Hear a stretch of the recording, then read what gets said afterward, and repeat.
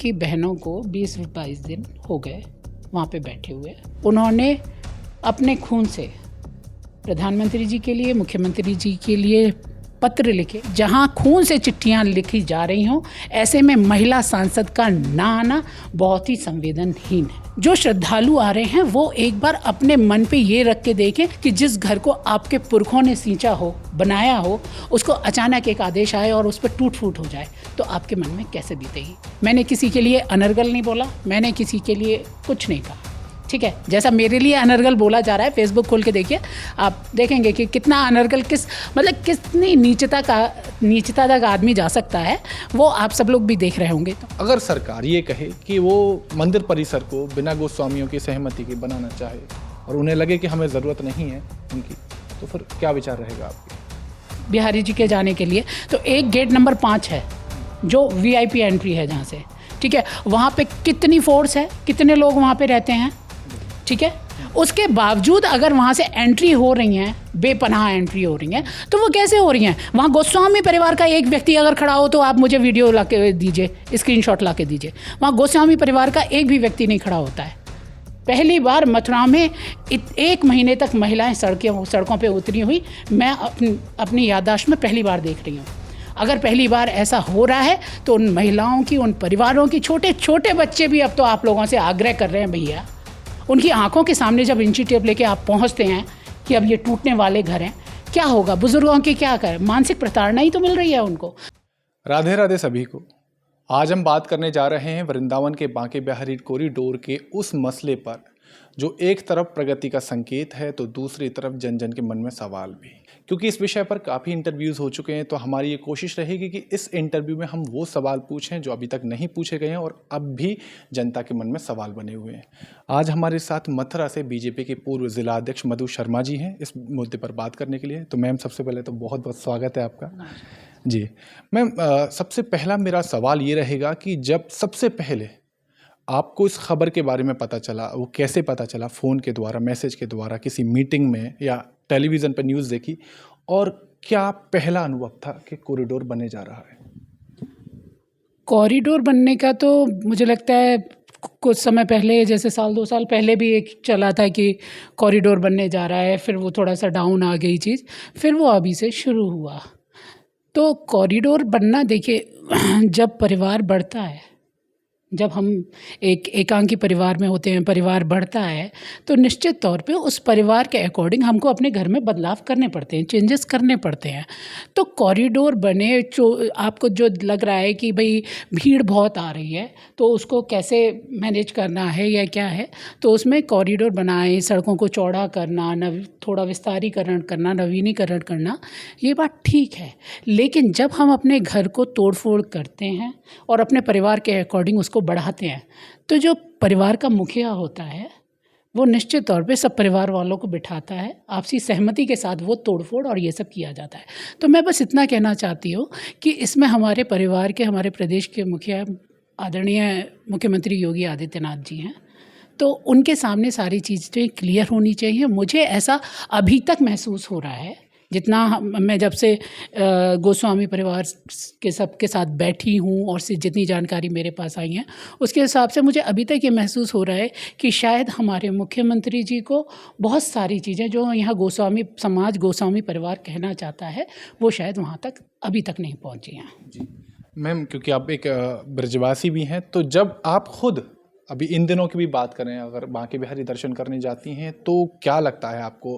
क्या डर से, जो भीड़ है उससे निजात चाहती हैं या फिर जो विरासत का डर है वो महसूस होता है?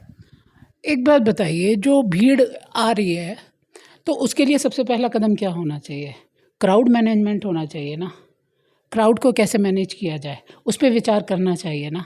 एकदम से आप सबके मतलब तोड़ फोड़ तो नहीं शुरू कर सकते। सबसे पहला हमारा कदम होना चाहिए कि जो भीड़ आ रही है उसको कैसे मैनेज किया जाए, उसको कैसे कंट्रोल किया जाए, क्राउड कंट्रोल होना चाहिए। उसके लिए एक पूरी रूपरेखा बनाई जानी चाहिए। देखिए, कॉरिडोर आप बनाएंगे, कहाँ बनाएंगे? बिहारी जी के मंदिर के आसपास का ही एरिया ले रहे हैं ना आप, उधर ही करेंगे ना। लेकिन अभी आप भी आए होंगे छठी रात से। मैं बार बार इस बात को, अपनी बात को बार बार कहती हूँ कि छठी रात से वैष्णो देवी मंदिर जो अब 4 धाम में तब्दील है, फिर प्रेम मंदिर, यहाँ तो कॉरिडोर नहीं बनेगा। यहाँ कितनी भीड़ है, अथाह भीड़ यहाँ पे है। तो पहले हमारा कदम होना चाहिए, सभी अधिकारियों का कदम होना चाहिए कि क्राउड मैनेजमेंट कैसे हो, उसके लिए प्रयास करें। और जो बेसिक चीज़ें हैं, बेसिक नीड्स हैं, उनके लिए प्रयास करें। उसके बाद गोस्वामी परिवारों की सहमति से। ये बात नो डाउट ये है कि भीड़ बहुत ज़्यादा आ रही है, श्रद्धालु बहुत आ रहे हैं, उसकी वजह से कहीं ना कहीं अफरा तफरी मच जाती है। लेकिन इसमें एक क्वेश्चन फिर आता है, शाम को बिहारी जी, जैसे अभी मैं लगातार टच में हूँ, तो मैंने ये देखा कि शाम को बिहारी जी मंदिर के जो हमारे दर्शन हैं वो कितने बजे खुलते हैं, आपको आइडिया है? 5:30 बजे, 5:30 बजे। अभी आप जाइए यहाँ से 3 साढ़े 3 पे चले जाइएगा, आपको वहाँ पे पूरी जो गलियाँ हैं वो आपको भीड़ से भरी हुई मिलेंगी। तो इसको कौन मैनेज करेगा? एक बार बताइए, कितनी गर्मी है, बारिश का समय है, गर्मी है, उमस है। ऐसे में जो 3:30 या 3:45 बजे से या 4 बजे से भी जो व्यक्ति वहाँ 5:30 बजे जब दर्शन खुलने हैं, 1-1.5 घंटे पहले जो व्यक्ति वहाँ खड़ा हो जाएगा, तो जब वो दर्शन करने के लिए अंदर जाएगा तो उसकी खुद की हालत कैसी होगी? क्या वो पसीने से तरबतर नहीं होगा? क्या वो परेशान नहीं होगा? तो ये भी देखना है कि जब हमारे दर्शन 5:30 बजे से दर्शन खुलने हैं, तो उसके बाद जो लाइनें लग रही हैं या गलियों में जो श्रद्धालु आ रहे हैं, उनको कहा जाए कि आप 5 बजे से यहाँ पे लगना शुरू कीजिए। तो ये क्राउड मैनेजमेंट का तरीका है और हमारे अधिकारीगण ये कर सकते हैं, वो जानते हैं किस तरीके से क्राउड मैनेजमेंट करना है। तो इस पर प्रयास हमें करने चाहिए। जो फिर एक चीज़ क्राउड मैनेजमेंट के लिए यहाँ पर एक बहुत बड़ी समस्या ई रिक्शा की भी है। जो ई रिक्शा पूरे वृंदावन में 1500 चलने थे, अब मुझे लगता है वो शायद थोड़े से स्पेस में ही 4-5 हज़ार चलते हैं। आप जाके देखिए, आप लोग, मैं तो आप सबसे भी एक अपील करूँगी कि आप इस पे विचार कीजिए। मैम देखिए, अगर बात करें ब्रजवासियों की और गोस्वामी समाज की, परिवार की बात करें, तो वो सख्त खिलाफ हैं इस आदेश के और इस निर्णय के, कॉरिडोर बनना चाहिए। लेकिन वहीं अगर हम बात करें उन भक्तों की और उन श्रद्धालुओं की जो बाहर से दर्शन करने के लिए आ रहे हैं, तो वो चाहते हैं कि कॉरिडोर बने। अगर सरकार ये कहे कि वो मंदिर परिसर को बिना गोस्वामियों की सहमति के बनाना चाहे और उन्हें लगे कि हमें ज़रूरत नहीं है उनकी, तो फिर क्या विचार रहेगा आपके? फिर वहीं परिवार की बात से शुरू करूँगी। घर में जब परिवारीजन से सहमति लेके तो आप अपने घर को तोड़फोड़ करके बड़ा कर सकते हैं, ठीक है। लेकिन आपके घर में कोई रिश्तेदार आता है, वो कितने दिन के लिए आता है? 1 दिन के लिए, 2 दिन के लिए, ज़्यादा से ज़्यादा 3 दिन के लिए, ठीक। वही यहाँ पे श्रद्धालु जो आते हैं वो 1 दिन, 2 दिन, 3 दिन रुकते होंगे।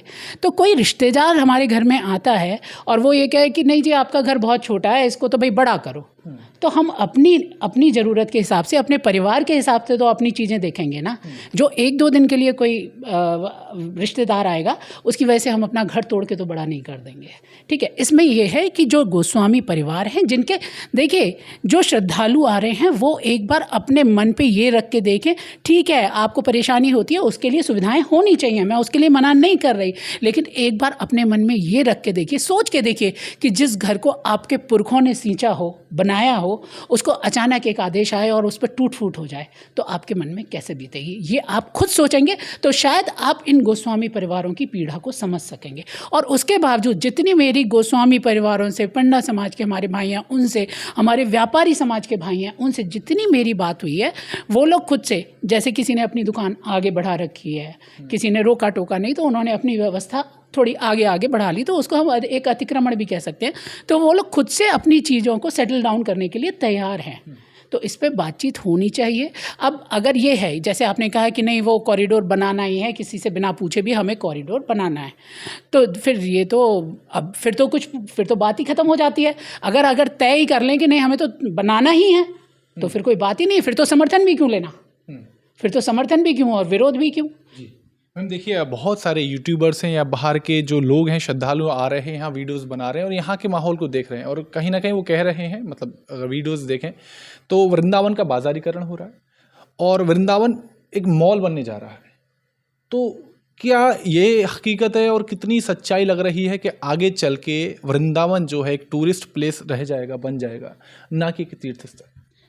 ये हमारे खुद के ऊपर डिपेंड करता है, हम किस भाव से तीर्थ यात्रा के लिए जा रहे हैं, किस श्रद्धा से हम बिहारी जी या कहीं भी किसी भी तीर्थ स्थल पे हम जा रहे हैं, ये हमारी श्रद्धा के ऊपर डिपेंड करता है, हमारे ऊपर डिपेंड करता है। अगर हम वहाँ केवल रील बनाने के लिए जा रहे हैं तो जो आप कह रहे हैं कि वो व्यवसायीकरण हो जाएगा और फिर वो एक पर्यटक स्थल हो जाएगा। मैम देखिए, अभी हाल ही में आपका एक बयान आया वो हमारे जो सांसद हैं माननीय हेमा मालिनी जी के लिए, और उसके बाद आप चर्चा में रहीं पूरे शहर भर में, और ऐसा भी कहा जा रहा है कि पार्टी से कारण बताओ नोटिस आपके पास आया, तो वो क्या बात रही और अभी उस विषय पर क्या अपडेट है? अभी देखिए, जैसे ये सांसद जी वाली जो बात आप कह रहे हैं,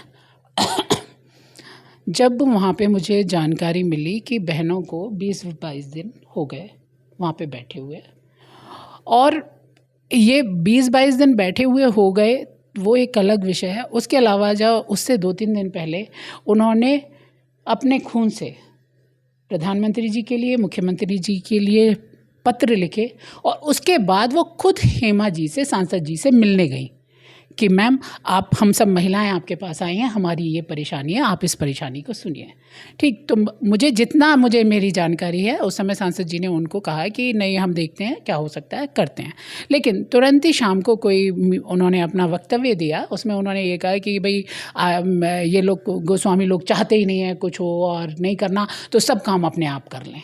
तो ये जो था, ये बिल्कुल एक संवेदनहीन बयान था। तो मैंने इसके विषय में कहा, मैंने किसी के लिए अनर्गल नहीं बोला, मैंने किसी के लिए कुछ नहीं कहा, ठीक है। जैसा मेरे लिए अनर्गल बोला जा रहा है, फेसबुक खोल के देखिए, आप देखेंगे कि कितना अनर्गल, कितनी नीचता तक आदमी जा सकता है, वो आप सब लोग भी देख रहे होंगे। तो मैंने ऐसा कुछ नहीं कहा। मैंने पर्सनली हेमा जी के लिए भी कुछ नहीं कहा। मैंने क्या कहा? मैंने ये कहा कि जहाँ खून से चिट्ठियाँ लिखी जा रही हों, ऐसे में महिला सांसद का ना आना बहुत ही संवेदनहीन है, मैंने ये बोला। और इसमें मुझे आज भी कोई दो राय नहीं है। अगर हम जनप्रतिनिधि हैं, जिस जनता की वजह से हम यहाँ तक पहुँचे हैं, एक बार, दो बार, तीसरी बार, जिस जनता की वजह से हम यहाँ पहुँचे, उसमें भी महिलाएं, उसमें भी गोस्वामी परिवार की महिलाएं जो बहुत मतलब सलीके से पूजा पाठ और ये करके रहती हैं। आज वो वहाँ पे गोस्वामी परिवार की जो बहनें हैं, महिलाएं हैं हमारी, वो सब वहाँ पे आपने देखा होगा, रोज़ परिक्रमा हो रही है। अभी कल परसों मैंने देखा कि वो निधिवन तक गए हैं और पैदल जा रहे हैं, आ रहे हैं, बैठे हैं, अपनी पूजा अर्चना कर रहे हैं, लगातार वहाँ पे मंदिर पे बैठे हुए हैं। तो 1 महीना हो गया, कल 1 महीना कंप्लीट हुआ है, जैसा मुझे जानकारी मिली है। 1 महीना उनको हो गया, तो उनके मन पे क्या बीत रही होगी, इस पर ध्यान देना चाहिए। और मैंने जो बोला, उसकी वजह से पार्टी ने मुझे कहा कि भाई आपको सार्वजनिक, आपने ऐसे बोला तो आपको उसके लिए एक नोटिस, कारण बताओ नोटिस आया। मतलब जब आपने कहा उसके बाद क्या पर्सनली भी आपकी हेमा जी से कोई बात हुई, कोई कॉल आया या फिर कुछ संपर्क हुआ? नहीं जी, मेरे पास कोई कॉल नहीं था उनका, और ना ही कोई बात हुई मेरी। जी मैम, अगर सरकार ये कहे कि, क्योंकि देखिए उससे पहले मैं ये भी पूछना चाहूँगा, क्योंकि जो बाहर के श्रद्धालु हैं, कहीं ना कहीं वो आरोप जो गोस्वामी समाज या परिवार पर लगाते हैं, वो ये कहते हैं कि जो मुख्य कारण ये नहीं है कि उनके जो घर टूटे जाएंगे, मुख्य कारण ये है कि जिस प्रकार का यहाँ पर एक तरीके का धंधा चल रहा है, और कहीं ना कहीं दर्शन के जो पीछे का कारण बताया जा रहा है कि VIP दर्शन कराए जाते हैं, कई तरीके के जो आरोप उन पर लगते हैं, वो मुख्य कारण है कि उनका जो मेन सोर्स ऑफ इनकम है, सेकंड सोर्स ऑफ इनकम है, वो बंद हो जाएगी। इसलिए गोस्वामी समाज जो है इसका विरोध कर रहा है। जो ऐसा कहते हैं उनको बहुत स्पष्ट रूप से मैं कहना चाहती हूँ कि ये ब्रज है, ब्रज भूमि है।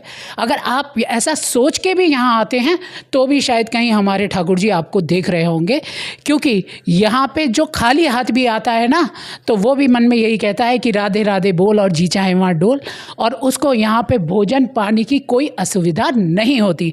और वो तो खुद आप सोचिए कि वो ठाकुर जी को स्पर्श कर सकते हैं, उनकी सेवा करते हैं, उनका ध्यान रखते हैं। हमारे लाला को ऐसे ध्यान रखा जाता है कि रात को भूख लगेगी तो वो क्या खाएगा, तो वो भी भोग प्रसादी वहाँ रखा जाता है, सब सामान उनके लिए रखा जाता है। तो ऐसा कोई सोचता है वो भी गलत है। और रही VIP की बात, तो आप जाइए, आपने देखा होगा कि 5 गेट हैं बिहारी जी के जाने के लिए, तो एक गेट नंबर 5 है जो VIP एंट्री है जहाँ से, ठीक है। वहाँ पे कितनी फोर्स है, कितने लोग वहाँ पे रहते हैं, ठीक है। उसके बावजूद अगर वहाँ से एंट्री हो रही हैं, बेपनाह एंट्री हो रही हैं, तो वो कैसे हो रही हैं? वहाँ गोस्वामी परिवार का एक व्यक्ति अगर खड़ा हो तो आप मुझे वीडियो ला के दीजिए, स्क्रीनशॉट ला के दीजिए। वहाँ गोस्वामी परिवार का एक भी व्यक्ति नहीं खड़ा होता है। तो वो कैसे हो रहा है, वहाँ से एंट्री कैसे हो रही है। और फिर उधर छोड़िए, अभी 3-4 दिन पहले मैं गई थी, तो जो बिहारी जी के आगे एक जो छोटा सा एक बैरिकेटिंग लगी हुई है जहाँ से मतलब दिल्ली को हम टच कर पाते हैं, वहाँ पे एक साइड से जाना है और एक साइड से आना है, ठीक है। इधर से आप जा रहे हैं, वहाँ से जा रहे हैं, अचानक इधर से एक माननीय जी आते हैं और उनके साथ 8-10 लोग चले आते हैं कि रॉन्ग साइड से क्यों आ रहे हैं आप, ये किसकी गड़बड़ी है, ये कौन मैनेज करेगा। और एक बात बता देती हूँ आपको कि 2016 से गोस्वामी जन वहाँ पे अपने मतलब खुद के रूल रेगुलेशन के आधार पर कुछ नहीं कर सकते हैं, ये भी आपको जानकारी होनी चाहिए, ठीक है। वहाँ पे जो मैनेजर नियुक्त हैं, चीज़ें हैं, वो सारी आप वहाँ बैठेंगे, आपको पता चलेंगी। अब आप बताइए, जब उसी कटघरे में अगर रॉन्ग साइड से कोई एंट्री हो रही है तो ये गलत है ना। तो ये गोस्वामी जो ऊपर भगवान जी के आगे खड़े हुए जो पूजा वगैरह कर रहे हैं या वहाँ पे खड़े रहते हैं, वो तो नहीं वहाँ से एंट्री करा रहे ना, और फिर भी एंट्री हो रही है और एक साथ 8-10 लोग वहाँ पे एंट्री हो रहे हैं, तो ये कौन मैनेज करेगा। ये देखिए, कुछ तो है और कुछ बना दिया गया है। मैम, आखिरी सवाल मेरा रहेगा, अगर सरकार गोस्वामी समाज की अगुवाई में इस प्रोजेक्ट को बनाना चाहे तो आप और जो गोस्वामी समाज है, क्या वो तैयार है? बिल्कुल सहर्ष तैयार है। गोस्वामी समाज तो खुद से चाहता है, देखिए कोई भी नहीं चाहता, उनके भक्त आते हैं, बिहारी जी के भक्त आते हैं, वो कहीं ना कहीं गोस्वामी परिवार सब उनसे जुड़े हुए हैं, तो वो भी नहीं चाहते कि उनको किसी भी तरीके की कोई दिक्कत और परेशानी हो। तो सब लोग बैठे, मैं बार बार कह रही हूँ कि कागजों में कुछ और है, इसको देखिए। अभी मैंने कहा कुछ अधिकारी हैं, वो कह रहे हैं नहीं हम अब ये भी नहीं करेंगे, वो भी नहीं हो रहा, आपको हम गोस्वामी भी उसमें ज़्यादा बढ़ा दिए गए हैं। लेकिन मैं फिर से कहूँगी कि जो आपके पेपर्स हैं उनको एक बार चेक करिए, उनमें ये भी लिख रहा है कि पुजारी की नियुक्ति भी होगी। आप एक बार बताइए, पुजारी की नियुक्ति का क्या औचित्य है? जब गोस्वामी समाज यथावत अपनी पूजा पाठ करता आ रहा है, जो सुबह की हमारी पूजा है उसका गोस्वामी जी अलग हैं, शाम को जो शयन भोग किया के हैं वो गोस्वामी अलग हैं, और दोनों समय के जो लोग हैं वो आराम से आपस में सौहार्द के साथ, प्रेम के साथ इस पूरी चीज़ को लगातार चलाते आ रहे हैं, तो पुजारी की नियुक्ति क्यों होगी? ठीक। और फंड्स का एक बात और आपके माध्यम से कहना चाहती हूँ, जो पैसा जो इन्वॉल्व होगा, जो सारा पैसा जो लग रहा है इस कॉरिडोर में और उसमें, ये पैसा किसका है? ये भी ठाकुर जी का ही है ना। तो ठाकुर जी का पैसा, और ठाकुर जी मतलब ये तो वो वाली बात हो गई, पैसा मेरे ठाकुर जी का है, गुल्लक मेरे ठाकुर जी की है, लेकिन कोई और बाहर से मुझे आएगा और कहेगा नहीं ये जो गुल्लक है इसका यूज़ आप इस प्रकार करेंगे अपने ठाकुर जी की सेवा के लिए। घर के ठाकुर जी की भी तो हम सेवा करते हैं, उसमें भी एक गुल्लक रखते हैं कि ये हमने आज इतने पैसे रखे, हम उसको अपने ठाकुर जी के लिए कुछ पोशाक लाते हैं, कुछ भी करते हैं, वो ठाकुर जी के यूज़ में आती है। तो ठीक है, आप उसमें एक सजेशन दे सकते हैं, लेकिन ये नहीं कि आप अधिकारपूर्वक ये कहें कि पैसा भी ठाकुर जी का है और काम दूसरों के हिसाब से होगा, ये तो गलत है। देखिए, मैं गलत की बात कह रही हूँ, और दूसरा मैं बार बार ये कह रही हूँ कि जो भी आपकी चीज़ है उसको क्लियर करिए। सप्त देवालय उनके बारे में पहले कहा गया वो सब सौंदर्यीकरण होगा, वो जब सौंदर्यीकरण होगा, आप चौड़ा करेंगे सड़कों को तो टूट फूट होगी ना। तो ये सब चीज़ें आप क्लियर करके सबको क्लियर करिए, बताइए, और ये कहाँ तक जा रहा है, ये जो भी है आपका यमुना जी के पार कहाँ तक आप ले रहे हैं, क्या क्या आप लोग करने वाले हैं, इसको बैठिए। और क्यों होता क्या है, ये होता है कि अगर मधु शर्मा ने कुछ कह दिया तो बड़ी दिक्कत है, बाकी आप जो कर रहे हैं तो साहब कोई दिक्कत नहीं है। जो बेसिक चीज़ें हैं उन पे ध्यान दीजिए, और गोस्वामी परिवार अधिकारियों को फिर से बैठना चाहिए और इस पे बात करनी चाहिए। बिल्कुल बदलेगा, सारी चीज़ें चेंज होंगी और समझ में आएगा। उनको भी अपनी परेशानी पता है, वो उनकी परेशानी सुनिए, आप अपनी बात कहिए और उस पर डिसीज़न लीजिए। होना तो वही है जो ठाकुर जी चाहेंगे, तो जब ठाकुर जी चाहेंगे, जब वो होना है तो एक बार मिलके बैठ के सौहार्द के साथ। ये गलत है कि, और एक बात सुनिए, एक बात और आपके माध्यम से कह रही हूँ, 1 महीना हो गया, वो क्या विरोध कर रहे हैं, वो अपने बिहारी जी के पास बैठे हुए हैं, ठीक है। और आप लोग क्या कर रहे हैं, आप रोज़ नए नए लोगों को जगह जगह से बुला रहे हैं समर्थन के लिए। ठीक है, समर्थन आपको मिल रहा है, लेकिन जाके पैर ना फटी बेवाई, वो क्या जाने पीर पर आई। समर्थन आप लीजिए, लेकिन समर्थन उनका चाहिए जो प्रभावित हो रहे हैं, हमें समर्थन उनका चाहिए। और उनका एक चीज़ और आपसे कहती हूँ, आज ये घर अगर टूटता है, आप इस घर को लेते हैं, तो आज जो यहाँ सर्किल रेट है और बाहर जो सर्किल रेट है उसमें डिफरेंस है।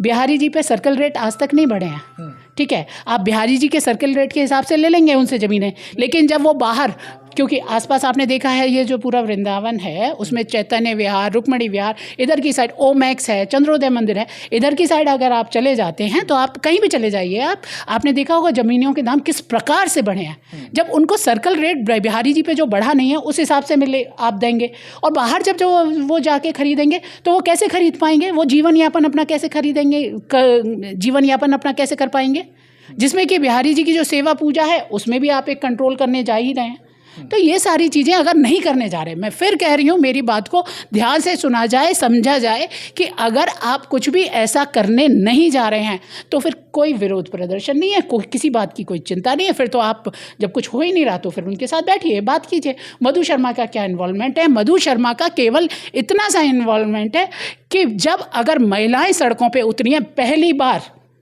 पहली बार मथुरा में 1 महीने तक महिलाएं सड़कों पे उतरी हुई मैं अपनी याददाश्त में पहली बार देख रही हूँ। अगर पहली बार ऐसा हो रहा है तो उन महिलाओं की, उन परिवारों की, छोटे छोटे बच्चे भी अब तो आप लोगों से आग्रह कर रहे हैं भैया, उनकी आंखों के सामने जब इंची टेप लेके आप पहुंचते हैं कि अब ये टूटने वाले घर हैं, क्या होगा, बुजुर्गों की क्या करें, मानसिक प्रताड़ना ही तो मिल रही है उनको। तो बस ये सब नहीं होना चाहिए, एक नई शुरुआत करनी चाहिए, एक सबको साथ बैठना चाहिए, जो भी है उसका समाधान होगा, निश्चित तौर पे होगा। मेरा बस इतना इन्वॉल्वमेंट है कि बस उनकी पीड़ा को समझा जाए, उनके दर्द को समझा जाए और उसका निवारण करना जाए। ठीक है मैम, हमसे बात करने के लिए और हमें समय देने के लिए बहुत बहुत धन्यवाद आपका। तो ये थी मथुरा से बीजेपी की पूर्व जिला अध्यक्ष मधु शर्मा जी, जिनसे हमने कॉरिडोर पर उन विषयों के बारे में बात करी जो अभी तक कहीं ना कहीं अछूते थे, वो सवाल भी पूछे जो जनता के मन में इतने लंबे समय से बन रहे थे। उसके बावजूद अगर आपको लगता है कि कोई ऐसे सवाल हैं जो अब भी आपके मन में रह गए हैं तो आप हमें कमेंट बॉक्स में हमें इसके सवाल लिख सकते हैं। हम कोशिश करेंगे कि अगले इंटरव्यू में इन सवालों के भी जवाब आपको दें। मिलते हैं ऐसी किसी और वीडियो में, तब तक के लिए नमस्कार।